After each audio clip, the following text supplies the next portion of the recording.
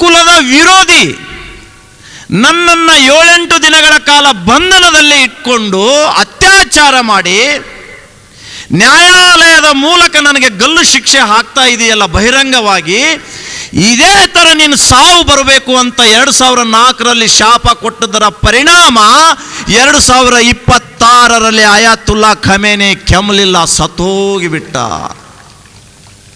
ಈ ಭಾರತದ ಮುಸಲ್ಮಾನರಿಗೆ ಅರ್ಥ ಆಗಬೇಕಿದು. ಅತಿಯಾದ ಸಾಂಪ್ರದಾಯವಾದದಿಂದ ಅಲ್ಲಿಯ ಮಹಿಳೆಯರು ಧಿಕ್ಕರಿಸಿ ಅವನ ಆಡಳಿತದ ವಿರುದ್ಧ ಹೋರಾಟ ಮಾಡಿದರೆ, ಒಬ್ಬ ಮಹಿಳೆಯನ್ನ ಕೊಚ್ಚಿ ಅತ್ಯಾಚಾರ ಮಾಡಿ ಬೀದಿಯಲ್ಲಿ ಹೆಣವಾಗಿಸಂತಹ ಖಮೇನಿ ಪರ ಇವರು ಪ್ರತಿಭಟನೆ ಮಾಡ್ತಾರಂದ್ರೆ ಇವರನ್ನ ಭಾರತದಲ್ಲಿ ಇಟ್ಕೋಬಾರ್ದು. ದೊಡ್ಡಬಳ್ಳಾಪುರದಲ್ಲಿ 25,000 ಜನ ಆಯತುಲ್ಲಾ ಖಾನ್ ಖಮೇನಿಯ ಆ ಖಮೇನಿ ಏನು ಹತ್ಯೆ ಆದ್ನಲ್ಲ, ಹತ್ಯೆ ಆದಮೇಲೆ ಇರಾನ್ನಲ್ಲಿ ಅಳಲಿಲ್ಲ ಯಾರು. ಅಲ್ಲ ಅಲ್ಲ ಅಂತ ಯಾರೂ ಅಳಲಿಲ್ಲ. ನಮ್ಮಲ್ಲಿ ಇಲ್ಲಿ ಮುಲ್ಲಾಗಳ ಹೆಂಡತಿಯರು ಅಳ್ಳಕ್ಕೆ ಸ್ಟಾರ್ಟ್ ಮಾಡಿದರು, ಅಲ್ಲ ಮರ್ಗಯ, ಅಲ್ಲ ಮರ್ಗಯ. ಖಮೇನಿಗೆ ಇವರಿಗೂ ಏನು ಸಂಬಂಧ ರೀ? ಅನೇಕ ಶ್ರೀಮಂತ ರಾಷ್ಟ್ರಗಳು, ಸಿರಿವಂತ ರಾಷ್ಟ್ರಗಳನ್ನು ನಾವು ಕಾಣ್ತೇವೆ. ಆದರೆ ಭಾರತ ಸಿರಿವಂತ ರಾಷ್ಟ್ರದ ಜೊತೆಗೆ ಹೃದಯ ಶ್ರೀಮಂತಿಕೆ ರಾಷ್ಟ್ರವನ್ನು ತೋರುವುದಾದರೂ ಯಾವುದಾದ್ರೂ ದೇಶ ಇದ್ದರೆ ಅದು ವಿಶ್ವದಲ್ಲಿ ಭಾರತ ಅಂತ ನಾವು ಹೆಮ್ಮೆಯಿಂದ ಹೇಳ್ಕೊಳ್ಬೇಕಾಗತ್ತೆ. ವಿಶ್ವಕ್ಕೆ ಮಾರ್ಗದರ್ಶನ ಕೊಟ್ಟಂತಹ ದೇಶ ನಮ್ಮದು ಭಾರತ. ಲಂಕಾದಲ್ಲಿ ಯುದ್ಧ ಆಯಿತು, ರಾವಣ ಸತ್ತು ಹೋದ. ಲಕ್ಷ್ಮಣನಿಗೆ ಲಂಕಾದ ಮೇಲೆ ಆಸೆ ಆಯಿತು. ಆಗ ಲಕ್ಷ್ಮಣ ಅಣ್ಣ ರಾಮನನ್ನ ಕುರಿತು ಹೇಳ್ತಾನೆ, ಅಣ್ಣ, ಬಹಳ ಸುಂದರವಾಗಿರುವಂತಹ ಈ ಶ್ರೀಲಂಕಾ ಇದೆ, ಹೇಗೋ ದುಷ್ಟ ರಾವಣ ಹತನಾದ, ನಾವು ಯಾಕೆ ಇಲ್ಲಿ ರಾಜ್ಯಭಾರ ಮಾಡಬಾರ್ದು? ಆಗ ರಾಮ ಹೇಳ್ತಾನೆ, ಅತೀ ಸುವರ್ಣಮಯ ಲಂಕೆ ರಮೆ ರೇಚತೆ ಲಕ್ಷ್ಮಣ. ಅತೀ ಸುಂದರವಾಗಿರುವಂಥ ಸುವರ್ಣ ಖಚಿತದಿಂದ ನಿರ್ಮಾಣ ಆಗಿರುವಂಥ ಲಂಕೆ ರಮೆ ರೇಚತೆ ರಾವಣ. ಜನನೀ ಜನ್ಮಭೂಮಿಶ್ಚ ಸ್ವರ್ಗಾದಪಿ ಗರಿಯಸಿ ಅಂತ ಹೇಳಿ ಲಕ್ಷ್ಮಣನ ರಾಮ ಕರ್ಕೊಂಡು ಬಂದದ್ದಕ್ಕಾಗಿಯೇ ಪುನಃ ಇಲ್ಲಿ ರಾಮ ಮಂದಿರ ನಿರ್ಮಾಣ ಆಗಲಿಕ್ಕೆ ಸಾಧ್ಯ ಆಯಿತು. ಅಂದರೆ ಭಾರತದ ಭೂಮಿ ಸ್ವರ್ಗಕ್ಕಿಂತಲೂ ಶ್ರೇಷ್ಠ ಅಂತ ಹೇಳಿಕೆ ಕೊಟ್ಟವರು ಶ್ರೀರಾಮಚಂದ್ರ. ಅಂತ ಶ್ರೀರಾಮಚಂದ್ರನ ಭವ್ಯ ಮಂದಿರವನ್ನು ಮೊಘಲರು ಬಂದು ಒಡೆದು ಹಾಕಿದರು. ಮಂದಿರವಿಲ್ಲದೆ ಅಯೋಧ್ಯ ಸ್ಮಶಾನ ಆಗಿತ್ತು. ಸುಮಾರು 500 ವರ್ಷಗಳ ಕಾಲ ರಾಮನ ಅಸ್ತಿತ್ವ ಅಲ್ಲಿ ಇರಲಿಲ್ಲ. 72-73 ಯುದ್ಧಗಳಾಯಿತು. ರಾಮ ಮಂದಿರ ನಿರ್ಮಾಣ ಮಾಡಲಿಕ್ಕೆ ಆಗಲಿಲ್ಲ. ಸ್ವತಂತ್ರ ಭಾರತದ ಸಂವಿಧಾನದ ಅಡಿಯಲ್ಲಿಯೂ ಕೂಡ 2020-21 ಮುಂಚೆ ನಮಗೆ ರಾಮ ಮಂದಿರ ನಿರ್ಮಾಣ ಮಾಡಲಿಕ್ಕೆ ಆಗಲಿಲ್ಲ. 1992 ಡಿಸೆಂಬರ್ 6 ಹಿಂದೂ ಸಮಾಜಕ್ಕೆ ಅಶೋಕ್ ಸಿಂಘಾಲ್ ಅವರು, ಹಿಂದೂ ಸಂಘಟನೆಯವರು ಕರೆ ಕೊಟ್ಟರು, ಚಲೋ ಅಯೋಧ್ಯ. ಸುಮಾರು 6 ಲಕ್ಷಕ್ಕಿಂತಲೂ ಹೆಚ್ಚು ಹಿಂದೂ ಯುವಕರು ಅಯೋಧ್ಯ ಕಡೆ ಮುಖ ಮಾಡಿ ಹೊರಟರು. ಎದುರಿಗೆ ಬಂದಂತಹ ಬಂದೂಕಿನ ಗುಂಡಿಗೆ ಹೆದರಲಿಲ್ಲ, ಪೊಲೀಸರ ಲಾಟಿಗೆ, ಪೊಲೀಸರ ಬೂಟಿನ ಏಟಿಗೆ ಕುಗ್ಲಿಲ್ಲ ಹಿಂದೂ ಸಮಾಜ. ಏನಾಗುತ್ತೋ ಆಗಲಿ ಇವತ್ತು ಅಂತ ಹೇಳಿ ಡಿಸೆಂಬರ್ 6, 1992 500 ವರ್ಷಗಳ ಕಳಂಕಿತ ಕಟ್ಟಡ ಬಾಬರಿ ಮಸೀದಿ ಮೇಲೆ ಹತ್ತಿ ಬಾಬರ್ನ ಮಸೀದಿಯನ್ನು 6 ಗಂಟೆಯಲ್ಲಿ ಪುಡಿ ಪುಡಿ ಮಾಡಿ ಹೋಗಯ ಕಾಮ್ ಬನ್ಗಯ ರಾಮ ಮಂದಿರ ಅಂತ ಹೇಳಿ ಶಪಥ ಮಾಡಿ ಹೊರಗಡೆ ಬಂದ್ರಲ್ಲ, ಅದೇ ಪೀಠಿಕೆಯಿಂದ, ಅದೇ ಹೋರಾಟದ ಕ್ಷಾತ್ರ ತೇಜಸ್ಸಿನಿಂದ ನಿರಂತರವಾಗಿ ಕಾನೂನು ಹೋರಾಟ ಮಾಡಿದ್ದರ ಪರಿಣಾಮ ಶಬರಿ ರಾಮನಿಗಾಗಿ ಕಾಯ್ದಿದ್ದಳು. ರಾಮ ಬರಬೇಕು ನನ್ನ ಮನೆಗೆ, ರಾಮ ಬರಬೇಕು ಅಂತ ಹೇಳಿ. ಆದರೆ ವಿಚಿತ್ರ ಅಂದರೆ ರಾಮ ಇಬ್ಬರಿಗಾಗಿ ಕಾಯ್ತಾ ಇದ್ದ 500 ವರ್ಷಗಳ ಕಾಲ. ಇಬ್ಬರಿಗಾಗಿ ರಾಮ ಕಾಯ್ತಾ ಇದ್ದ. ಶಬರಿ ರಾಮನಿಗಾಗಿ ಕಾಯ್ದರೆ ರಾಮ ಇಬ್ಬರಿಗಾಗಿ ಕಾಯ್ತಾ ಇದ್ದ. ಕೇಂದ್ರದಲ್ಲಿ ನರೇಂದ್ರ ಮೋದಿ, ಉತ್ತರ ಪ್ರದೇಶದಲ್ಲಿ ಯೋಗಿ ಆದಿತ್ಯನಾಥ್ ಇದ್ದಾಗ ಮಾತ್ರ ನನ್ನ ರಾಮ ಮಂದಿರ ನಿರ್ಮಾಣ ಆಗಬೇಕು, ಅಲ್ಲಿಯವರೆಗೆ ನನ್ನ ರಾಮ ಮಂದಿರ ನಿರ್ಮಾಣ ಆಗಬಾರ್ದು ಅಂತ ಹೇಳಿ ಕಾಯ್ತಾ ಕೂತಿದ್ರು ಏನೋ ಗೊತ್ತಿಲ್ಲ. ಕಾಕತಾಳೀಯ. ಉತ್ತರ ಪ್ರದೇಶದಲ್ಲಿ ಯೋಗಿ, ಕೇಂದ್ರದಲ್ಲಿ ಮೋದಿ, ಇವರಿಬ್ಬರು ನಿಂತ್ಕೊಂಡು ರಾಮ ಮಂದಿರ ನಿರ್ಮಾಣ ಮಾಡಿದರು, ರಾಮನನ್ನು ಪ್ರತಿಷ್ಠಾಪನೆ ಮಾಡಿದರು. ಆದರೆ SDPI ಪಾಕಿಸ್ತಾನಕ್ಕೆ ಇದನ್ನು ಅರಗಿಸ್ಕೋಕ್ಕಾಗಲಿಲ್ಲ. SDPI ಹೇಳಿತ್ತು, ನಾವು 25 ಲಕ್ಷ ಜನ ಸೇರಿ ಅಯೋಧ್ಯದಲ್ಲಿ ಪ್ರತಿಭಟನೆ ಮಾಡ್ತೀವಿ, ಬಹಳ ದೊಡ್ಡ ಕಾರ್ಯಕ್ರಮ ಮಾಡ್ತೀವಿ ರಾಮ ಮಂದಿರ ವಿರೋಧವಾಗಿ ಅಂತ. ಸೇರಿದ್ರ 25 ಲಕ್ಷ? ಒಂದು ಮುಲ್ಲಾನೂ ಸೇರಲಿಲ್ಲ ರೀ.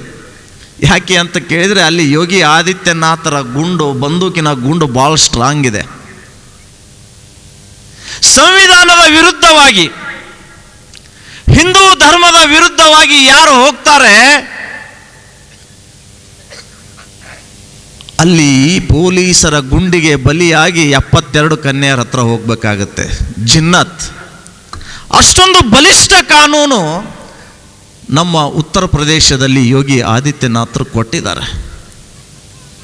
ಬಂಧುಗಳೇ, ಇವತ್ತು ನಾವು ಸಂಘದ 100ನೇ ವರ್ಷಾಚರಣೆಯನ್ನು ಈ ಇಡೀ ದೇಶದಲ್ಲಿ ಆಚರಣೆ ಮಾಡ್ತಾ ಇದ್ದೀವಿ. 1925ರಲ್ಲಿ ರಾಷ್ಟ್ರೀಯ ಸ್ವಯಂ ಸೇವಕ ಸಂಘ ಭಾರತದಲ್ಲಿ ಸ್ಥಾಪನೆ ಆಯಿತು. ಇದರ ಉದ್ದೇಶ ಒಂದೇ, ಭಾರತ ಜಗದ್ಗುರು ರಾಷ್ಟ್ರ ಆಗಬೇಕು. ಭಾರತದಲ್ಲಿರುವಂತಹ ಹಿಂದೂಗಳು ಬಲಿಷ್ಠರಾಗಬೇಕು. ಹಿಂದೂ ಸಂಸ್ಕೃತಿ, ಹಿಂದೂ ಪರಂಪರೆ ನಿರಂತರವಾಗಿ ವಿಜೃಂಭಿಸಬೇಕು ಅಂತ ಹೇಳಿ ಡಾಕ್ಟರ್ ಹೆಡ್ಗೇವಾರ್ ಅವರು ಈ RSS ಅನ್ನು ಸ್ಥಾಪನೆ ಮಾಡ್ತಾರೆ. 100 ವರ್ಷ ತನ್ನ ಅನೇಕ ಏಳು ಬೀಳುಗಳನ್ನು ಕಂಡಂತಹ ಸಂಘ ಒಂದೇ ಒಂದು ಹೆಜ್ಜೆ ಹಿಂದೆ ಸರಿಲಿಲ್ಲ. ಕೇಸ್ಗಳಾಯಿತು, ಬ್ಯಾನ್ ಆಯಿತು. ಗಾಂಧೀಜಿ ಹತ್ಯೆ ಆರೋಪವೂ ಕೂಡ ರಾಷ್ಟ್ರೀಯ ಸ್ವಯಂ ಸೇವಕದ ಮೇಲೆ ಬಂತು. ಅನೇಕ ಸಂಘದ ಸೇವಾರ್ಥಿಗಳು ಜೈಲು ಸೇರಬೇಕಾಯ್ತು. ಯಾಕಪ್ಪ ಇದು ಬೇಕು ಅಂತ ಹೇಳಿ ಸಂಘ ಹಿಮ್ಮುಖ ಮಾಡಲಿಲ್ಲ. ನುಗ್ಗುನಿ ನಡೆ, ನುಗ್ಗುನಿ ಮುಂದೆ, ನುಗ್ಗುನಿ ನಡೆ ಮುಂದೆ, ನಡೆ ಮುಂದೆ, ನುಗ್ಗುನಿ ಮುಂದೆ ಅಂತ ಹೇಳಿ 100 ವರ್ಷಗಳ ಕಾಲ ತನ್ನ ಸುದೀರ್ಘವಾಗಿ ಹೋರಾಟ ಮಾಡಿದ್ದರ ಪರಿಣಾಮ ಇವತ್ತು ರಾಷ್ಟ್ರೀಯ ಸ್ವಯಂ ಸೇವಕ ಸಂಘ ಜನ್ಮ ಶತಾಬ್ದಿಯನ್ನು ಆಚರಣೆ ಮಾಡಿ ಇಡೀ ವಿಶ್ವದಲ್ಲಿ ಹಿಂದೂಗಳನ್ನು ಜಾಗೃತಿ ಮಾಡ್ತಾ ಇದೆ. ಕೇವಲ 5 ಜನ ರೀ, ಕೇವಲ 5 ಜನ ನಿಂತ್ಕೊಂಡು ಭಾರತದ ಹಿಂದೂಗಳನ್ನು ಜಾಗೃತಿ ಮಾಡಿದರು. ಭಾರತ ದೇಶಕ್ಕಾದಂಥ ಅನ್ಯಾಯವನ್ನು, ಆಕ್ರಮಣವನ್ನು ತಡೆದು ನಿಲ್ಲಿಸಿ ಇವತ್ತು ಸಂಘ ಜನ್ಮ ಶತಾಬ್ದಿಯನ್ನು ಆಚರಣೆ ಮಾಡ್ಕೊಳ್ತಾ ಹೊರಟ್ರೆ ಕೆಲ ಕಾಂಗ್ರೆಸ್ಸಿನ ನಾಯಕರು, ಕಾಂಗ್ರೆಸ್ಸಿನ ಮಂತ್ರಿಗಳು, ಸ್ಪೆಷಲ್ ಅಂದರೆ ನಮ್ಮ ಕಲಬುರಗಿಯ IT-BT ಮಿನಿಸ್ಟರ್, ನಿಮ್ಮ ಸಂಘದ ರಿಜಿಸ್ಟ್ರೇಷನ್ ಎಲ್ಲಿದೆ? ಎಲ್ಲಿ ನಿಮ್ಮ ಸಂಘ ರಿಜಿಸ್ಟ್ರೇಷನ್ ಆಯಿತು? ನಿಮ್ಮ ಸಂಘ ಏನು ಮಾಡ್ತಾ ಇದೆ? ನಿಮ್ಮ ರಿಜಿಸ್ಟ್ರೇಷನ್ ಕಾಪಿ ಕೊಟ್ಟು ನನ್ನ ಕ್ಷೇತ್ರ ಚಿತ್ತಾಪುರ್ನಲ್ಲಿ ಪಥಸಂಚಲನ ಮಾಡಲಿ, ಸಮಾವೇಶ ಮಾಡಲಿ ಅಂತ ಹೇಳಿ ಪಟ್ಟು ಹಿಡ್ಕೊಂಡು ಕುಂತರು IT-BT ಮಿನಿಸ್ಟರ್. ಆದರೆ ಕಲಬುರಗಿಯ ಹಿಂದೂ ಸಮಾಜ ಸುಮ್ಮನೆ ಕೂತ್ಕೊಳ್ಳಿಲ್ಲ. IT-BT ಮಿನಿಸ್ಟರ್ಗೆ ಸಂವಿಧಾನದ ಮೂಲಕ ಉತ್ತರ ಕೊಡಬೇಕು ಅಂತ ಹೇಳಿ ಕಲಬುರಗಿಯ ಹೈಕೋರ್ಟ್ ಪೀಠದಲ್ಲಿ ದಾವೆ ಹೂಡಿ ಹೈಕೋರ್ಟ್ನ ಮುಖ್ಯ ನ್ಯಾಯಾಧೀಶರು IT-BT ಮತ್ತು ಕೈ ಸರ್ಕಾರಕ್ಕೆ ಕಿವಿ ಹಿಂಡು ಹೇಳಿತು, ಸಂಘಟನೆಗೆ ರಿಜಿಸ್ಟ್ರೇಷನ್ ಅವಶ್ಯಕತೆ ಇಲ್ಲ, ಬಾಯಿ ಮುಚ್ಕೋತ್ ಕೂತ್ಕೊಳ್ಳಿ, ನಮ್ಮ ಸಂಘದ ಪಥಸಂಚಲನ ಅಲ್ಲಿ ನಡೀಲಿ ಅಂತ ಹೇಳಿ ಆದೇಶದ ಕೊಟ್ಟ ಪರಿಣಾಮ ಸಾವಿರಾರು ಜನರ ಮಧ್ಯೆಯಲ್ಲಿ ಪಥಸಂಚಲನ ಅಲ್ಲಿ ಬಹಳ ಅದ್ಧೂರಿಯಾಗಿ ನಡೀತು. ಇದು ಸಂವಿಧಾನದ ತಾಕತ್ತು, ಅದರ ಜೊತೆಗೆ ಸಂಘದ ತಾಕತ್ತು ಅಂತ ನಾವು ಯಾರೂ ಕೂಡ ಮರಿಬಾರದು. ಯುವಕರೇ, ಬಹಳ ಸಂತೋಷ ಆಯಿತು. ಪ್ರಸ್ತುತ ವಿಶ್ವದಲ್ಲಿ ಯುದ್ಧ ನಡೀತಾ ಇದೆ. ಕಾಕತಾಳೀಯವೆಂಬಂತೆ ವೇದಿಕೆಯ ಮೇಲೆಯೂ ಕೂಡ ಯುದ್ಧದ ಚಿತ್ರವನ್ನು ನಮ್ಮ ಆಯೋಜನಾ ಸಮಿತಿಯವರು ತಯಾರಿಸಿದ್ದಾರೆ.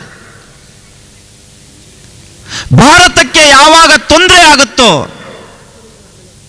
ಹಿಂದೂ ಧರ್ಮಕ್ಕೆ ಯಾವಾಗ ಅಪಾಯ ಆಗುತ್ತೋ, ಆಗ ಈ ಭೂಮಿಯ ಮೇಲೆ ಮತ್ತೆ ನಾನು ಹುಟ್ಟಿ ಬರ್ತೀನಿ ಅಂತ ಏನು ಶ್ರೀಕೃಷ್ಣ ಪರಮಾತ್ಮ ಹೇಳಿದರಲ್ಲ, ಅದರ ಅರ್ಥಕ್ಕಾಗಿ ಇವತ್ತು ಬಹಳ ದೊಡ್ಡ ಮಹಾಭಾರತದ ಯುದ್ಧದ ಸಾಂದರ್ಭಿಕ ಚಿತ್ರವನ್ನು ಇಲ್ಲಿ ಅಳವಡಿಸಿದ್ದಾರೆ.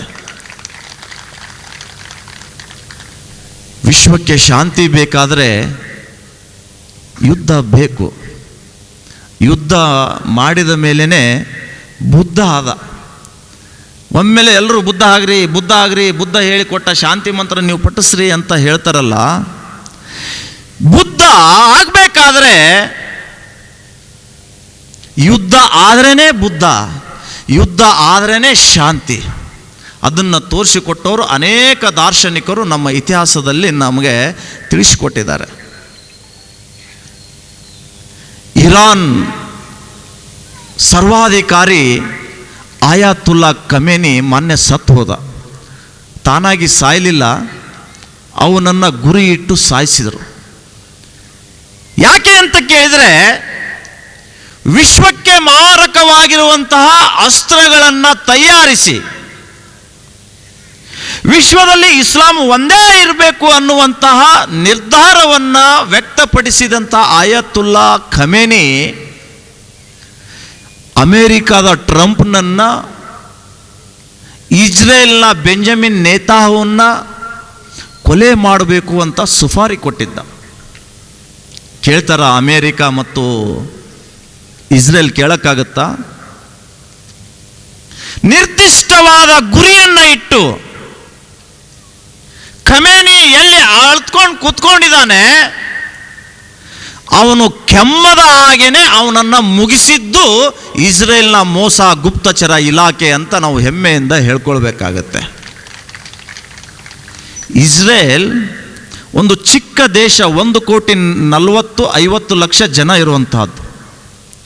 ಅದರ ಸುತ್ತಲೂ ಕೂಡ ಈ ಮುಸ್ಲಿಂ ರಾಷ್ಟ್ರಗಳಿದ್ದಾವೆ. ಬೆಂಜಮಿನ್ ನೇತಾನು ಹೇಳ್ತಾರೆ, ಆ ಇಸ್ರೇಲಿನ ವಿರೋಧಿಗಳಿಗೆ ಈ ಯುದ್ಧ ದಹ ಬಹಳ ಇದೆ. ಇಸ್ರೇಲ್ಗೆ, ಬೆಂಜಮಿನ್ ನೇತಾನುಗೆ ಯುದ್ಧ ದಹ ಬಹಳ ಇದೆ. ರಕ್ತ ಅಂದರೆ ಬಹಳ ಪ್ರೀತಿ, ಬೆಂಜಮಿನ್ ನೇತಾಹುಗೆ ರಕ್ತ ಅಂಟ್ಕೊಂಡಿದೆ ಅಂತ ಟೀಕೆ ಮಾಡೋರಿಗೆ ನೇತಾನು ಹೇಳ್ತಾರೆ, ಭಾರತದಲ್ಲಿರುವಂಥ ಅರಬ್ ರಾಷ್ಟ್ರಗಳು ಅರ್ಥಾತ್ ಇಸ್ಲಾಮಿಕ್ ಸ್ಟೇಟ್ಗಳೇನಿದಾವಲ್ಲ, ಅವರು ತಮ್ಮ ಶಸ್ತ್ರಗಳನ್ನು ಕೆಳಗಡೆ ಇಟ್ಟರೆ ವಿಶ್ವವೇ ಶಾಂತವಾಗಿರುತ್ತೆ. ಎಂಥ ಅದ್ಭುತ ಮಾತು! ಮುಸ್ಲಿಂ ರಾಷ್ಟ್ರಗಳು ತಮ್ಮ ಶಸ್ತ್ರಗಳನ್ನು ಕೆಳಗಡೆ ಇಟ್ಟರೆ ವಿಶ್ವ ಶಾಂತಿಯಾಗಿರುತ್ತೆ. ಅಕಸ್ಮಾತ್ ಇಸ್ರೇಲ್ ಏನಾದರೂ ತನ್ನ ಶಸ್ತ್ರಾಸ್ತ್ರಗಳನ್ನು ಕೆಳಗಡೆ ಇಟ್ಟರೆ ಭೂಪಟದಲ್ಲಿ ಇಸ್ರೇಲೇ ಇರೋದಿಲ್ಲ ಅಂತ ಹೇಳಿ ಎಚ್ಚರಿಕೆಯ ಮಾತುಗಳನ್ನು ಬೆಂಜಮಿನ್ ನೇತಾನು ಕೊಟ್ಟರು. ಅಂತಹ ಅದ್ಭುತವಾಗಿ ನೋಡ್ಕೊಳ್ಳಿ ನೀವು ಮಹಿಳೆಯರು. ಆ ಖಮೇನಿ ಏನು ಹತ್ಯೆ ಆದ್ನಲ್ಲ, ಹತ್ಯೆ ಆದ ಮೇಲೆ ಇರಾನ್ನಲ್ಲಿ ಅಳಲಿಲ್ಲ ಯಾರು. ಅಲ್ಲ ಅಲ್ಲ ಅಂತ ಯಾರೂ ಅಳಲಿಲ್ಲ. ನಮ್ಮಲ್ಲಿ ಇಲ್ಲಿ ಮುಲ್ಲಾಗಳ ಹೆಂಡತಿಯರು ಅಳ್ಳಕ್ಕೆ ಸ್ಟಾರ್ಟ್ ಮಾಡಿದರು, ಅಲ್ಲ ಮರ್ಗಯ, ಅಲ್ಲ ಮರ್ಗಯ. ಖಮೇನಿಗೆ ಇವರಿಗೂ ಏನು ಸಂಬಂಧ ರೀ? ಪೂಜ್ಯರೇ ಹೇಳಿದ್ರಲ್ಲ, ಇಂತಹ ಖಮೇನಿಯನ್ನ ನಾವು ಪ್ರತಿ ಮನೆಯಲ್ಲಿ ಜನ್ಮ ಕೊಡ್ತೇವೆ. 2014ರಲ್ಲಿಯೂ ಕೂಡ JNU ಯೂನಿವರ್ಸಿಟಿಯಲ್ಲಿ ತುಕಡೆ ಗ್ಯಾಂಗ್ ಅಂತ ಇದೆ. ಆ ತುಕಡೆ ಗ್ಯಾಂಗ್ನ ಮುಖ್ಯಸ್ಥ ಉಮರ್ ಖಾಲಿದ್. ಆ ತುಕಡೆ ಗ್ಯಾಂಗ್ ಎಲ್ಲ ಸೇರಿಕೊಂಡು ಆ JNU ಯೂನಿವರ್ಸಿಟಿಯಲ್ಲಿ ಒಂದು ಪುಣ್ಯತಿಥಿ ಮಾಡ್ತಾರ್ರಿ. ಯಾರ್ದು? ಸಂಗೊಳ್ಳಿ ರಾಯಣ್ಣ, ಸುಭಾಷ್ ಚಂದ್ರ ಬೋಸ್, ಚಂದ್ರಶೇಖರ್ ಆಜಾದ್, ರಾಣಿ ಚೆನ್ನಮ್ಮ, ಒನಕೆ ಓಬವ್ವ, ಝಾನ್ಸಿ ರಾಣಿ ಲಕ್ಷ್ಮೀಬಾಯಿ ಇವ್ರದ್ದು ಪುಣ್ಯತಿಥಿ ಅಲ್ಲ. ಈ ದೇಶದ ಸಂಸತ್ ಮೇಲೆ ಅಟಲ್ ಬಿಹಾರಿ ವಾಜಪೇಯಿ ಅವರು ಪ್ರಧಾನಮಂತ್ರಿ ಆದಾಗ ಅವ್ರನ್ನ ಮುಗಿಸ್ಬೇಕು ಅಂತ ಹೇಳಿ ದಾಳಿ ಮಾಡಿದ ಅಫ್ಜಲ್ ಗುರುವನ್ನ ಈ ದೇಶದ ಕಾನೂನು ಗಲ್ಲಿಗೇರಿಸ್ತು, ಅವನನ್ನು ದಫನ್ ಮಾಡಿದರು. ಅವನ ಫೋಟೋ JNU ಯೂನಿವರ್ಸಿಟಿಯಲ್ಲಿ ಇಟ್ಟು ಘೋಷಣೆ ಹಾಕ್ತಾರೆ, ಭಾರತ್ ತೇರಾ ತುಕಡಾ ಹೋಗಾ ಇನ್ಶಾ ಅಲ್ಲಾ ಇನ್ಶಾ ಅಲ್ಲಾ. ಅಫ್ಜಲ್ ಹಮ್ ಶರ್ಮಿಂದಾ ಹೈ, ತೇರೆ ಕಾತಿಲ್ ಜಿಂದಾ ಹೈ. ಅಫ್ಜಲ್, ನಮಗೆ ನಾಚಿಕೆ ಆಗ್ತಾ ಇದೆ, ನಿನ್ನ ಕೊಲೆ ಮಾಡಿದಂಥವ್ರು, ನಿನ್ನ ಹತ್ಯೆ ಮಾಡಿದಂಥವ್ರು ಇನ್ನೂ ಜೀವಂತ ಇದ್ದಾರೆ. ಹಾಗಾದರೆ ಅಫ್ಜಲ್ ಗುರುನನ್ನು ಹತ್ಯೆ ಮಾಡಿದವ್ರು ಯಾರ್ರೀ? ಈ ದೇಶದ ಕಾನೂನು ಸಂವಿಧಾನ ಏನು ಹೇಳುತ್ತೋ ಆ ಪ್ರಕಾರ ನ್ಯಾಯಾಧೀಶರು ಆ ಅಫ್ಜಲ್ ಗುರುವಿಗೆ ಗಲ್ಲು ಶಿಕ್ಷೆಯನ್ನು ವಿಧಿಸ್ತಾರೆ. ಹಾಗಾದರೆ ನ್ಯಾಯಾಧೀಶರು ಕಾತಿಲ್ಲ? अफजल हम शर्मिंदा है, तेरे कातिल जिंदा है. घर घर से अफजल निकलेगा, किसको आप फांसी चढ़ेगा. ಮನೆಯಿಂದಲೂ ಕೂಡ ಅಫ್ಜಲ್ ಬರ್ತಾನೆ, ನೀವು ಎಷ್ಟು ಜನರಿಗೆ ನೀವು ಗಲ್ಲಿಗೆ ಹಾಕ್ತೀರಿ ಅಂತ. ಅವಾಗೂ ಕೂಡ 14ರಲ್ಲಿ ಬುದ್ಧಿ ಇದನ್ನೇ ಹೇಳಿದ್ದವರು ತುಕಡೆ ಗ್ಯಾಂಗ್ಗಳು. ಈಗ ನಮ್ಮ ದೇಶದ ಮುಸಲ್ಮಾನ್ ಮಹಿಳೆಯರು ಹೇಳ್ತಾರೆ, ಮನೆಗೂ ಕೂಡ ಖಮೇನಿಯನ್ನು ಹುಟ್ಟಿಸ್ತೇವೆ. ನನಗೆ ಆಶ್ಚರ್ಯ ಆಗ್ತದೆ, ದಯವಿಟ್ಟು ಕ್ಷಮಿಸಿ. ಈ ಖಮೇನಿ ಮನೆಗೆ ಹುಟ್ಟಬೇಕಾದ್ರೆ ಅಫ್ಜಲ್ ಗುರು ಮನೆಗೆ ಹುಟ್ಟಬೇಕಾದ್ರೆ ಇವರಿಬ್ಬರು ಅಪ್ಪದರನ್ನ ಹುಟ್ಟಬೇಕಾಗ್ತದೆ ನಾವು, ಯಾಕಂದ್ರೆ ಇವ್ರ ಮನೆಗೆ ಕಳಿಸ್ಬೇಕಲ್ಲ. ಗೊತ್ತಾಯ್ತಾ? ಖಮೇನಿ ಅಪ್ಪನನ್ನ ಹುಡ್ಕೊಂಡು ಬರ್ಬೇಕು ಭಾರತಕ್ಕೆ, ಅಫ್ಜಲ್ ಗುರುವಿನ ಅಪ್ಪನನ್ನ ಹುಡ್ಕೊಂಡು ಬರಬೇಕು. ಯಾರ್ಯಾರು ಹುಟ್ಟಿಸಿ ಕಳಿಸ್ತೀನಿ ಅಂತ ಹೇಳಿದಾರಲ್ಲ ಖಮೇನಿ, ಇವ್ರ ಮನೆಗೆ ಕಳಿಸ್ಬೇಕು ಎಲ್ಲರಿಗೂ. ಎಂಥ ವಿಚಿತ್ರ ಮಾತು ರೇ.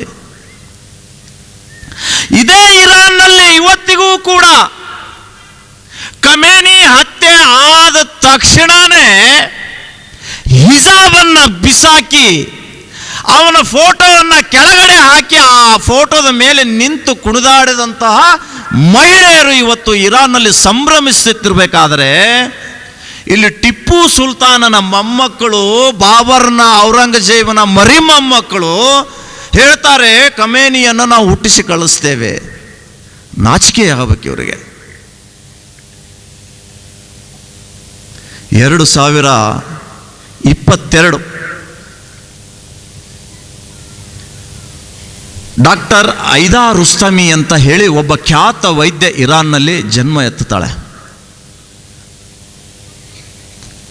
ಮನುಕುಲಕ್ಕೆ ಅತ್ಯಂತ ಪ್ರೀತಿ ಮಾಡುವಂಥ ಈ ವೈದ್ಯೆ 25-26 ವರ್ಷದ ಯುವತಿ ಇರಾನ್ನಲ್ಲಿ ಪ್ರತಿಭಟನೆ ಮಾಡಿದಾಗ ಆ ಸರ್ಕಾರದಿಂದ ದಾಳಿಗೊಳಗಾದಂತಹ ಅನೇಕ ಗಾಯಾಳುಗಳನ್ನು ಚಿಕಿತ್ಸೆ ಕೊಡುವಂತಹ, ಗುಪ್ತವಾಗಿ ಚಿಕಿತ್ಸೆ ಕೊಡುವಂಥ ಕೆಲಸ ಈ ಐದಾ ರುಸ್ತುಮ ಮಾಡ್ತಾ ಇದ್ದಳು. ಅಲ್ಲಿ ಗಾಯ ಆಯಿತು ಅಂದರೆ ನಮ್ಮಲ್ಲಿ ಸರ್ಕಾರಿ ಆಸ್ಪತ್ರೆಗೆ ಕರ್ಕೊಂಡು ಹೋಗ್ತಾರೆ.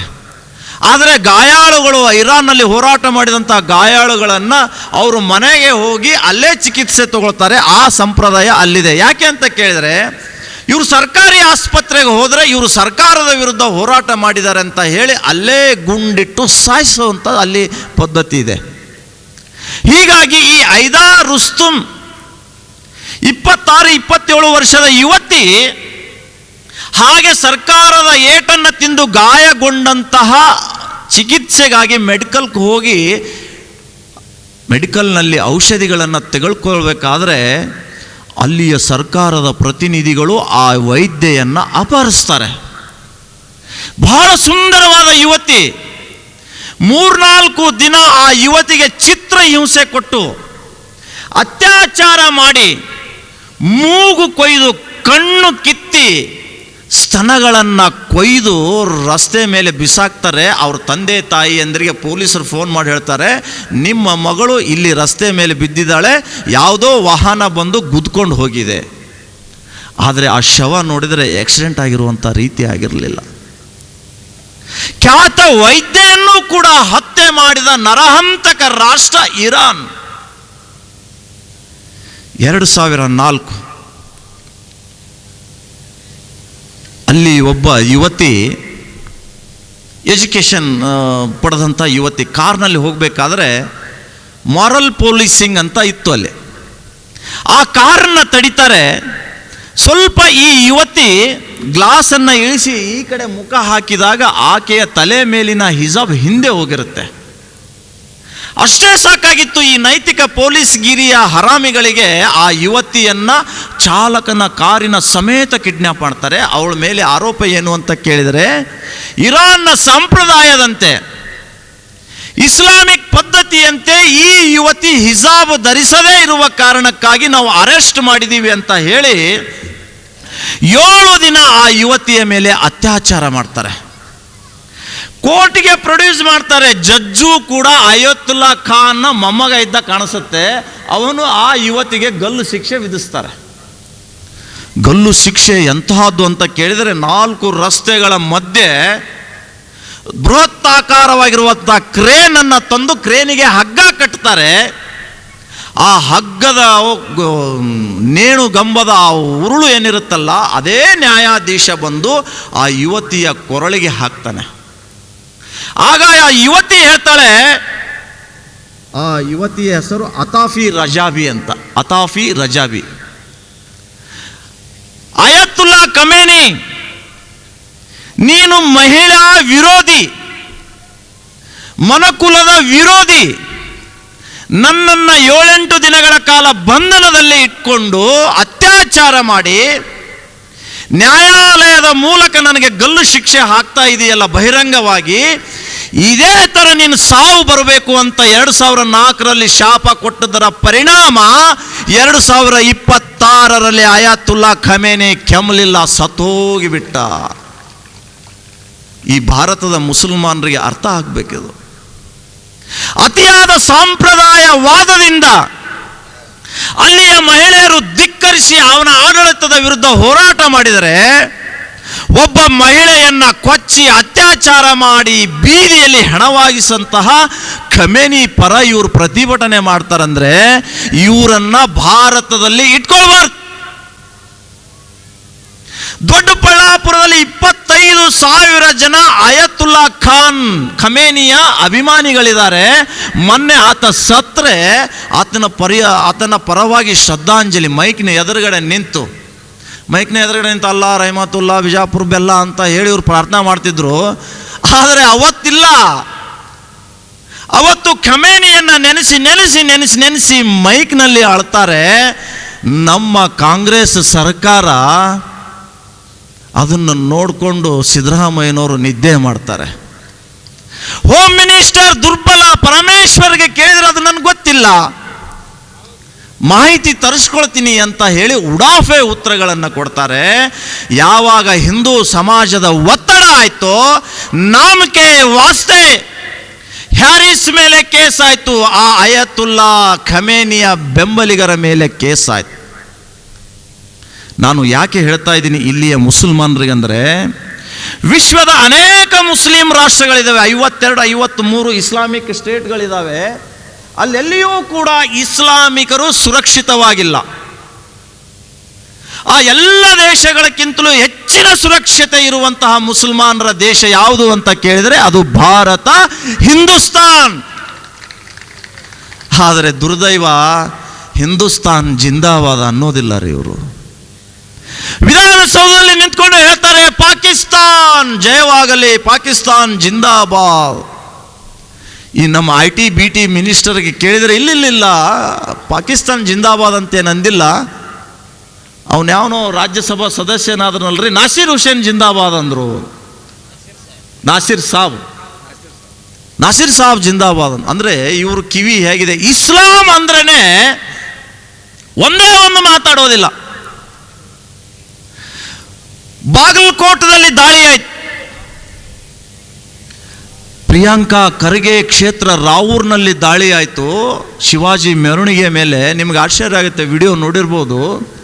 ಹಿಂದೂಗಳ ಶೋಭಾಯಾತ್ರೆ ಕೆಳಗಡೆ ನಡೆದರೆ ಮುಸಲ್ಮಾನ್ ಯುವಕ 3 ಅಡಿ ಇದ್ದಾನೆ, ದೊಡ್ಡ ಕಲ್ಲನ್ನು ಹಿಂದೂಗಳ ಮೇಲೆ ಹಾಕಲಿಕ್ಕೆ ಪ್ರಯತ್ನ ಮಾಡ್ತಾ ಇದ್ದಾನೆ. ಇಬ್ರು ಕಾಂಗ್ರೆಸ್ನವರೇ. ಶಿವಾಜಿ ಮೆರವಣಿಗೆ ಶೋಭಾಯಾತ್ರೆ ಮಾಡುವವರು ಕಾಂಗ್ರೆಸ್ನವರೇ, ಶಿವಾಜಿ ಮೆರವಣಿಗೆ ಮೇಲೆ ಕಲ್ಲು ಎಸೆದವರು ಮುಸ್ಲಿಂ ಕಾಂಗ್ರೆಸ್ನವರು. ಹೀಗಾಗಿ ಒಬ್ಬರ ಮೇಲೆ ಒಬ್ಬರು ಕೇಸ್ ಕೊಳ್ಳಿಲ್ಲ. ಈ ಖರ್ಗೆಯವರು ಕಾಂಪ್ರಮೈಸ್ ಮಾಡಿ ಅದನ್ನು ಮುಚ್ಚಿ ಹಾಕಿದ್ರು. ಆದರೆ ಪೊಲೀಸ್ ಇಲಾಖೆ ಸುಮೋಟೋ ಕೇಸ್ ದಾಖಲು ಮಾಡಿಕೊಂಡು ಅವರನ್ನು ವಿಚಾರಣೆಗೆ ಕರೆದಿದ್ದಾರೆ. ಬಾಗಲಕೋಟ್ ಗಲಾಟೆ ಆಯಿತು. ಗಲಾಟೆ ಆದಮೇಲೆ ನಮ್ಮಲ್ಲಿ ಒಂದು ತುಕಡೆ ಗ್ಯಾಂಗ್ ಇದೆ ಕರ್ನಾಟಕದಲ್ಲಿ. ಅವರು ಒಂದು ಸತ್ಯ ಶೋಧನಾ ಸಮಿತಿ ಅಂತ ರಚನೆ ಮಾಡ್ಕೊಳ್ತಾರೆ. ಒಂದು ವಿಜಾಪುರದ ಸುಳೇಬಾವಿ ಗೊತ್ತಲ್ಲ, ಸುಳೇಬಾವಿ ನಿಮಗೆಲ್ಲ ಗೊತ್ತಿರಬೇಕು, ಸೌಹಾರ್ದ ವೇದಿಕೆಯ ಸುಳೇಬಾವಿ. ಕಲಬುರಗಿಯಲ್ಲಿ 2 ಇದಾವೆ, ಏಕ್ ನಾಮ್ ನೀನಾ, दूसरों का नाम मीना. ಏ ನೀನಾ ಅವ್ರ ಮೀನಾ ಮಿಲ್ಕೆ ಇವ್ರು ಹೇಗಿದ್ದಾರೆ ಅಂತ ಕೇಳಿದರೆ ರೋಡ್ ಬ್ರೇಕರ್ ಲೇಡಿಗಳಿದ್ದಾಗೆ. ಇವರು 3-4 ಜನ ಬಾಗಲಕೋಟ್ಗೂ ಹೋಗಿ ಮಸೀದಿಯಲ್ಲಿ ಅಧ್ಯಯನ ಮಾಡ್ತಾರಂತೆ. ಮಸೀದಿಯಲ್ಲಿ ಅಧ್ಯಯನ, ಸತ್ಯ ಶೋಧನಾ ಸಮಿತಿ. ಅವ್ರು ಹೇಳ್ತಾರೆ ಮಸೀದಿಯಲ್ಲೇ ನಿಂತ್ಕೊಂಡು ಮಾತಾಡಿ, ಮಸೀದಿಯಲ್ಲಿ ಯಾವ ಮಹಿಳೆಗೂ ಕೂಡ ಪ್ರವೇಶ ಕೊಡೋದಿಲ್ಲ. ಇದು ಮೊದಲನೇ ಸುಳ್ಳು ಈ ಸತ್ಯ ಶೋಧನಾ ಸಮಿತಿ. ಪ್ರೆಸ್ ಮೀಟ್ ಮಾಡಿ ಬೊಗಳ್ತಾರೆ ನೀನಾ ಅವ್ರ ಏಕ ಮೀನಾ. ಒಂದೇ ಒಂದು ಮಾತು ಮುಸಲ್ಮಾನರ ವಿರುದ್ಧ ಮಾತಾಡಲಿಲ್ಲ. ನೀವು ಶೋಭಾಯಾತ್ರೆ ಮಾಡಬೇಕಾದ್ರೆ 1 ಗಂಟೆಗಳ ಕಾಲ ಮಸೀದಿ ಎದುರುಗಡೆ ಯಾಕೆ ನಿಂತ್ರಿ? ಇದರಿಂದ ಅವರು ಕೋಪಗೊಂಡು ನಿಮ್ಮ ಮೇಲೆ ಕಲ್ಲುಗಳನ್ನು ಎಸೆದಿದ್ದಾರೆ ಅಂತ ಹೇಳಿಲ್ಲ ಅವರು. ಅವ್ರ ಪ್ರಶ್ನೆ ಏನು ಅಂತ ಕೇಳಿದರೆ ಮಸೀದಿ ಮುಂದ್ಗಡೆ ಯಾಕೆ ನಿಂತ್ರಿ? ಮಸೀದಿ ಏನು ಪಾಕಿಸ್ತಾನದಾಗಿದೆಯೇನ್ರಿ? ಅಫ್ಘಾನಿಸ್ತಾನದಲ್ಲಿದೆಯಾ? ಅಥವಾ ಅಲ್ಲಿ ಕಲ್ಲು ಎಸೆದವರು, ಚಪ್ಪಲಿ ಎಸೆದವರು ಈ ನೀನಾ ಮೀನಾ ಲವರ್ಸಾ? ಯಾರು ಪ್ರಶ್ನೆ ಮಾಡ್ಬೇಕಿದನ್ನ? ಅಲ್ಲಿ ಹೋಗಿ SP-ಗೆ ಭೇಟಿ ಆಗ್ತಾರೆ, DC-ಗೆ ಭೇಟಿ ಆಗ್ತಾರೆ. ಆಂದೋಲ ಸಿದ್ಧಲಿಂಗ ಸ್ವಾಮಿಯನ್ನ ಅರೆಸ್ಟ್ ಮಾಡಿ ಅಂತ. ಮೊದಲು ಅರೆಸ್ಟ್ ಮಾಡಿ ಈ ಸಮಾಜದಲ್ಲಿ ಶಾಂತಿ ಕದಡುವಂತ ಕೆಲಸ ಮಾಡ್ತಾ ಇರೋದು ಈ ನಕಲಿ ಸತ್ಯ ಶೋಧನಾ ಸಮಿತಿ. ಇದು ಯಾವುದೇ ಸರ್ಕಾರದ ಅಪ್ರೂವಲ್ ಆದಂತಹ ಸಂಘಟನೆ ಅಲ್ಲ. ಇದೊಂದು ಡೊಂಬರಾಟದ ಸಮಿತಿ. ಮೊದಲೇನಾದರೂ ಅರೆಸ್ಟ್ ಮಾಡೋದಾದ್ರೆ ಈ ಸುಳೇಬಾವಿ ನೀನಾ ಮೀನಾನನ್ನ ಅರೆಸ್ಟ್ ಮಾಡಿ ಅಂತ ಹೇಳಿ ಈ ವೇದಿಕೆ ಮುಖಾಂತರ ನಾನು ಹೇಳಲಿಕ್ಕೆ ಬಯಸ್ತಾ ಇದ್ದೇನೆ. ಯುವಕರೇ, ನಮ್ಮ ಸಮಾಜ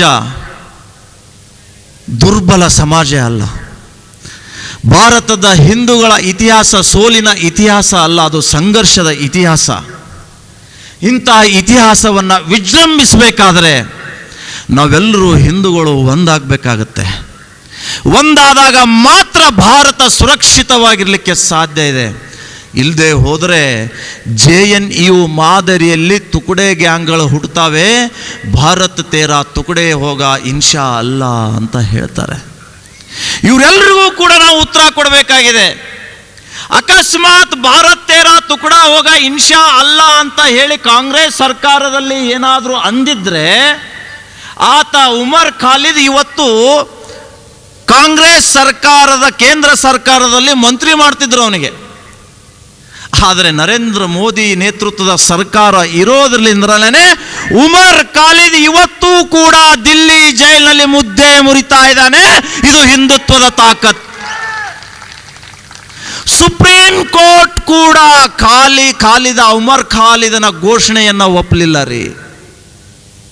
ಇವನೊಬ್ಬ ದೇಶದ್ರೋಹಿ, ನಾವು ಇವನ ಜಾಮೀನನ್ನು ಕೊಡೋಕ್ಕಾಗೋದಿಲ್ಲ, ರಿಜೆಕ್ಟೆಡ್ ಬೇಲ್ ಅಂತ ಹೇಳಿ ಕ್ಯಾನ್ಸಲ್ ಮಾಡಿ ಜೈಲಲ್ಲೇ ಕೊಳೆಯುವ ಹಾಗೆ ಮಾಡಿದರೆ ಈ ತುಕಡೆ ಗ್ಯಾಂಗ್ನ ಚಿಲ್ಲರೆಗಳು ಹೇಳ್ತಾರೆ ಅಮಿತ್ ಶಾ ಮುರ್ದಾಬಾದ್, ಮೋದಿ ಮುರ್ದಾಬಾದ್. ಅಂದ್ರೆ ದೇಶದ್ರೋಹದ ಕೆಲಸ ಮಾಡಿದವರಿಗೂ ವೈಭವೀಕರಣ ಮಾಡುವಂತಹ ಕೆಲಸ ಈ ಕಾಂಗ್ರೆಸ್ನವರು ಮಾಡ್ತಾ ಇದ್ದಾರೆ. ಆ ಉಮರ್ ಖಾಲಿದ್ ತುಕಡೆ ಗ್ಯಾಂಗ್ ಈ ಸತ್ಯ ಶೋಧನಾ ಸಮಿತಿಗೆ ಇಂಡಿ ಹಿಂದೂ ಸಮಾಜ ಉತ್ತರ ಕೊಡಬೇಕಾಗಿದೆ. 2004ರಲ್ಲಿ ನಾನು ಹೇಳಿದ್ದೆ. ಯಾಕೆ ಅಂತ ಕೇಳಿದ್ರೆ ಅಷ್ಟೊಂದು ಅಗ್ರೆಸಿವ್ ಆಗಿ ಹಿಂದೂ ಸಮಾಜದ ಇಲ್ಲಿ ಉತ್ಸವ ನಡೀತಾ ಇತ್ತು. ಅವಾಗ ಒಂದು ಹಳ್ಳಿ ಭಾಷೆಯಲ್ಲಿ ಹೇಳಿದೆ, ತಿಂಡಿ ಇದ್ದವರು ಇಂಡಿಗೆ ಬರಬೇಕು ಅಂತ. ಅಂತ ಅದ್ಭುತವಾದಂಥ ಸಮಾವೇಶ ಮಾಡಿದ ಯುವಕರು, ನೀವು ಇವರಿಗೆ ಎಚ್ಚರ ಕೊಡಬೇಕಾಗಿದೆ. ಉಮರ್ ಖಾಲಿದ್ ಅಂಡ್ ತುಕಡೆ ಗ್ಯಾಂಗಿಗೆ, ಉಮರ್ ಖಾಲಿದ್ ನಿಮ್ಮ ಅಲ್ಲ, ನಿಮ್ಮ ಮುಲ್ಲಾ ಅಲ್ಲ, ನಿಮ್ಮ ಅಪ್ಪ ಬಂದರೂ ಕೂಡ ಭಾರತದ ಒಂದೇ ಒಂದು ಇಂಚು ಭೂಮಿ ತುಕಡಿ ಮಾಡಲಿಕ್ಕೆ ನಾವು ಬಿಡೋದಿಲ್ಲ ಅನ್ನುವಂಥ ಶಪಥ ಇವತ್ತು ಹಿಂಡಿ ಯುವಕರು ಮಾಡಬೇಕಾಗಿದೆ. ಸಂಗೊಳ್ಳಿ ರಾಯಣ್ಣ, ಒನಕೆ ಓಬವ್ವ, ಛತ್ರಪತಿ ಶಿವಾಜಿ ಮಹಾರಾಜರ ಆದರ್ಶ ನಮ್ಮಲ್ಲಿರೋದ್ರಿಂದ ಯಾವನು ತುಕಡೆ ಮಾಡ್ತೀನಿ ಅಂತ ಹೇಳ್ತಾರೆ ಅವರನ್ನು ತುಕಡೆ ಮಾಡುವಂಥ ಶಕ್ತಿ ಈ ಭಾರತ ದೇಶದ ಹೆಮ್ಮೆಯ ಪುತ್ರರಲ್ಲಿ ಇದೆ ಅಂತ ಹೇಳಿ ಬಿಗಿ ಮಾಡಿ ಮೇಲೆ ಎತ್ತಿ ಜಯಘೋಷ ಮಾಡಬೇಕು. ಈ ಜಯಘೋಷ ಯಾರಿಗೆ ಕೇಳಬೇಕು ಅಂತ ಕೇಳಿದರೆ, ಇವತ್ತು ಅಲ್ಪಸಂಖ್ಯಾತರ ಓಲೈಕೆಗಾಗಿ, ಮುಸ್ಲಿಮರ ಕಲ್ಯಾಣಕ್ಕಾಗಿ, ಉರ್ದು ಶಾಲೆಗಳ ಅಭಿವೃದ್ಧಿಗಾಗಿ, ಈಗ ಉರ್ದುದಾಗ ಆಮಂತ್ರಣ ಕೊಡೋಕೆ ಪ್ರಾರಂಭ ಮಾಡಿದ್ದಾರೆ. ಉರ್ದು ಶಾಲೆಗಳ ಅಭಿವೃದ್ಧಿಗಾಗಿ 400 ಕೋಟಿ, ಮುಸ್ಲಿಂ ವಿದ್ಯಾರ್ಥಿಗಳಿಗೆ ಉಚಿತ ಲ್ಯಾಪ್ಟಾಪ್, ಮತ್ತೆ ಹಿಂದೂಗಳಿಗೆ ಏನು ಕೊಡ್ತೀರಪ್ಪ? ನಾನು ಹೇಳ್ತೀನಿ, ಈ ಸರ್ಕಾರಕ್ಕೆ ನೀವು ಎಷ್ಟು ಉಚಿತ ಲ್ಯಾಪ್ಟಾಪ್ ಕೊಡ್ಬೋದು, ಕಂಪ್ಯೂಟರ್ ಕೊಡ್ಬೋದು. ಅವರು ಲ್ಯಾಪ್ಟಾಪ್ ಇಟ್ಕೊಂಡು ದೇಶವನ್ನು ಮುನ್ನಡೆಸೋದಿಲ್ಲ, ಹಿಂದೂ ಸಮಾಜದ ಮೇಲೆ ಕಲ್ಲು ಒಗೆಯುವಂಥ ಕೆಲಸ ಮಾಡ್ತಾರೆ. ಮೊದಲು ಹಿಂದೂ ಸಮಾಜದ ಮೇಲೆ ಯಾರು ಕಲ್ಲು ಒಗಿತಾರೋ ಅವರನ್ನು ಬಂದಿ ಮಾಡುವಂಥ ಕೆಲಸ ಈ ಸಿದ್ದರಾಮಯ್ಯನವರು ಮಾಡಬೇಕಾಗಿದೆ. ಅಂತ ಹಿಂದೂ ವಿರೋಧಿ, ರೈತ ವಿರೋಧಿ ಬಜೆಟ್ ಮಂಡಿಸಿದಂತಹ ಆ ಮುಖ್ಯಮಂತ್ರಿಗೆ ನಮ್ಮ ಘೋಷಣೆ ಕೇಳಬೇಕು. ಎಲ್ಲರೂ ಮುಷ್ಟಿ ಮೇಲ್ ಮಾಡಿ ಜೋರಾಗಿ ಘೋಷಣೆ ಹಾಕಬೇಕು. ಹಾಕ್ತೀರಾ? ಭಾರತ್ ಮಾತಾ ಕಿ ವಂದೇ ವಂದೇ. ನಾನು ಹೇಳ್ತೀನಿ, ರಿಕ್ಷಾವಾಲಾ ಅಚ್ಚಾ ಹೈ, ನೀವು ಹೇಳ್ಬೇಕು ಪಾಕಿಸ್ತಾನ್ ಲುಚ್ಚಾ ಹೈ. ರಿಕ್ಷಾವಾಲಾ ಅಚ್ಚಾ ಹೈ, ಇನ್ನೂ ಜೋರು ಬರಬೇಕು. ಆ ಅಯತುಲ್ಲಾ ಖಮೇನಿ ಮೊಮ್ಮಕ್ಕಳಿಗೆ ಕೇಳಬೇಕು, ರಿಕ್ಷಾವಾಲಾ ಅಚ್ಚಾ ಹೈ, ರಿಕ್ಷಾವಾಲಾ ಅಚ್ಚಾ ಹೈ. ನಾನು ಹೇಳ್ತೀನಿ ಫೇಕ್ ದೋ ಏಕ್ ದೋ ಅಂತ, ನೀವು ಹೇಳ್ಬೇಕು ಆತಂಕವಾದ ಫೇಕ್ ದೋ ಅಂತ. ಏಕ್ ದೋ ಏಕ್ ದೋ ಏಕ್ ದೋ ಏಕ್ ದೋ ಏಕ್ ದೋ ಏಕ್ ದೋ. ಹರ್ ಹರ್ ಹರ್ ಹರ್ ಹರ್ ಹರ್ ಜೈ ಶ್ರೀರಾಮ್, ಜಯ ಜಯ ಶ್ರೀರಾಮ್. ಧನ್ಯವಾದ. ಕಾರ್ಯಕ್ರಮದಲ್ಲಿ